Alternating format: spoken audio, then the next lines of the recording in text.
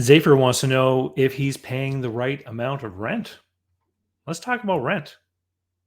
I'm David C. Barnett, and you're tuned in to Small Business and Deal Making, the broadcast, podcast, YouTube channel where I talk about buying, selling, financing, and managing small and medium-sized businesses while controlling risk. So, if you're looking to take control of your future through buying a business one day, or if you already own a business and you're looking to grow or exit, you've come to the right place. I talk about interesting things, I talk to interesting people, and I answer your questions every week right here. So, be sure to hit like, be sure to hit subscribe, and let's get to it. All right. So Zafer sent in an email. Let me read you the question. He says, can you make a video about what the optimum amount of rent should be for a small business? We feel sometimes that we're paying too much rent as compared to other shops. And also sometimes we talk to people and feel that our rent is okay or quite low. It's created a confusion in my mind for the last few months. This is a great question, Zafer, because one of the biggest components to the overhead of any kind of business is that the rent that they're going to be paying, right? And so let's think for just a moment about landlords. So landlords are business people too, and they've got this asset that has value to it, the spaces that they're willing to lease out, and they're trying to get the most return that they can for their investment, which is the building, right? So landlords are always looking at what rents have been secured in the area where they own a building for the type of building. For office space, there's like Class A, Class B, Class C. For industrial space, similarly, like, an older part of town that might have railway sidings going into the building, they're going to have a different kind of rate than the warehouse out by the highway kind of thing. And so the landlords are always looking at what's going on in their market, what the vacancy rates are, because they want to try to get the most amount of money that they can for their space. Now, from the point of view of the person who is the tenant renting that space, you're looking at this space saying, am I going to be able to make a living, make a profit by running my business in this space with this kind of lease payment? And sometimes if you're opening a new business, for example, you don't really know, right? And this is one of the risks of opening a new business, is that you sign that lease agreement, you may have to personally guarantee it, and you're not quite sure what the business is going to be. But when we're looking at an existing business, we have the advantage of hindsight, or if you're looking at buying a business, you can see what the performance of the business is. It gives us a lot more data. When I am looking at a business that someone wants to buy or sell, one of the things that I do is a benchmark analysis. So I want to look at key aspects of the expenses as a percentage of revenue.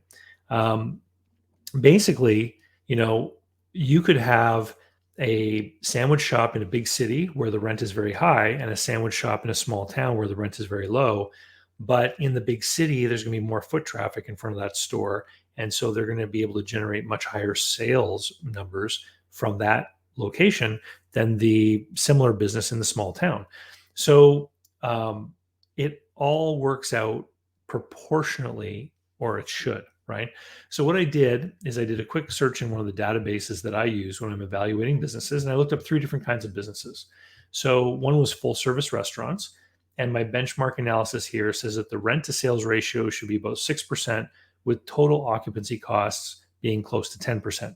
So that would include your basic utilities, heat, lights, that kind of thing. Then I looked up, this is dental practices. So for dental practices, rent and utilities, they've got 6.6%. And here's another one I looked up, which is for small specialty retail stores. And rent and utilities here is listed at 7.1%.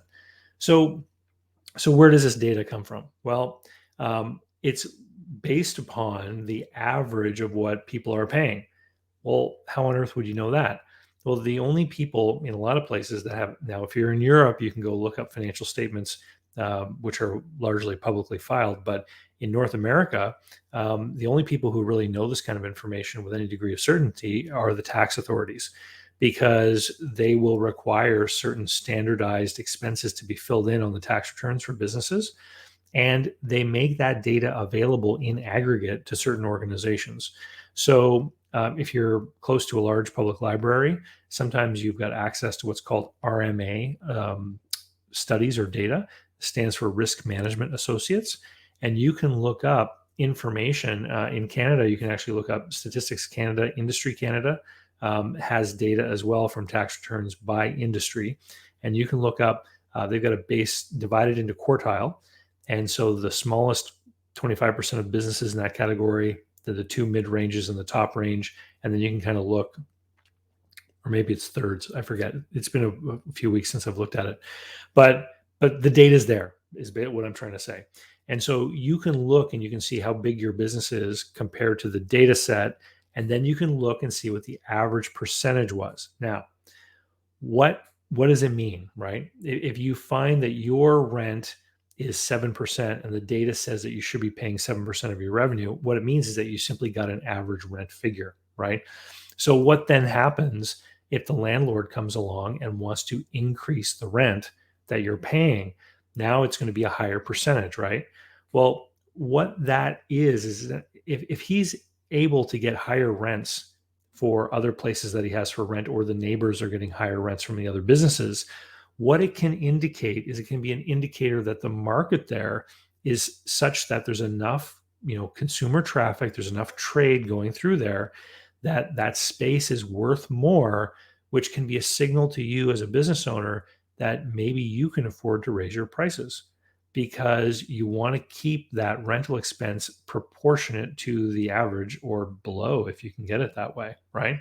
And so this is why, for instance, it costs so darn much to buy a hot dog at the ballpark, because there's a captive audience, there's a large crowd, the owner of that ballpark knows that they're going to be able to charge a really high rent for any of the concession operators in there, and those people need to keep that rent expense in line with sales in order to get the proper margins out of the business to cover their other expenses. And so one of my friends is a restaurant expert, and he's got sort of his rules of thumb of what all the different costs should be when he looks at a business, and he can spot pretty quickly when things are off. And then there's also, with a lot of costs, there's a theoretical versus the actual, but rent is easy because you've got a lease signed and you have to pay that every month, and you know what your sales are. You can always be looking at what your rent is as a percentage of sales. Now, this is why you will also notice another phenomenon. Sometimes you will notice, hey, I'm in a shopping mall, for example, and there doesn't seem to be anything other than clothing and jewelry stores here. Why is that?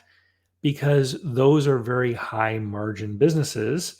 And if we were to look up the data for jewelry and clothing stores, what we would find is that they can, on average, afford a higher percentage of their revenue in rent.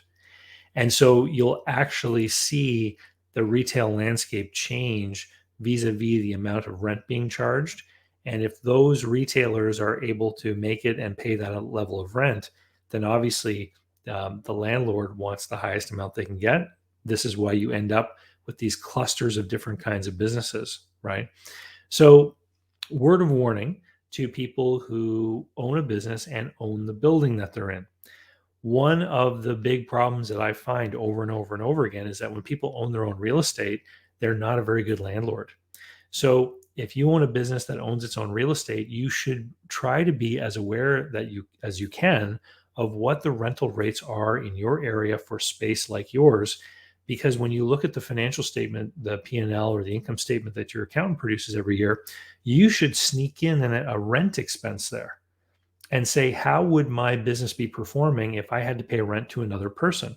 Because as the owner of the building, you should be getting a proper market rate of return on the building that you have, and you should be running your business profitably in addition to that.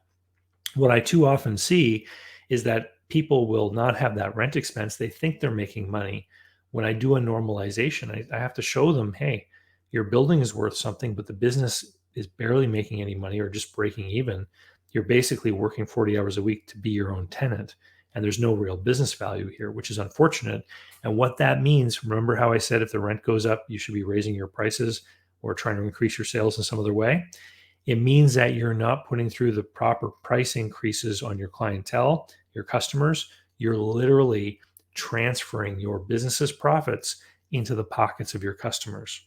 And so, yeah, they're going to be loyal. They're going to love you. It's probably because you're giving them too good a deal. Anyway, Zafer, I hope that helps. It's an interesting thing to look at. Very rarely do people look at normalized financial statements when they're operating their own business, but I would recommend that you get used to it and you start to make sure. I mean, one of my recommendations is always that business owners reconcile their bank statement as soon as they can at the beginning of each month so that they can actually use their internal bookkeeping as a management tool. And one of the things that you can certainly look at is what was your rent as a percentage of revenue in the last month and on a year-to-date basis, just to see how you're trending.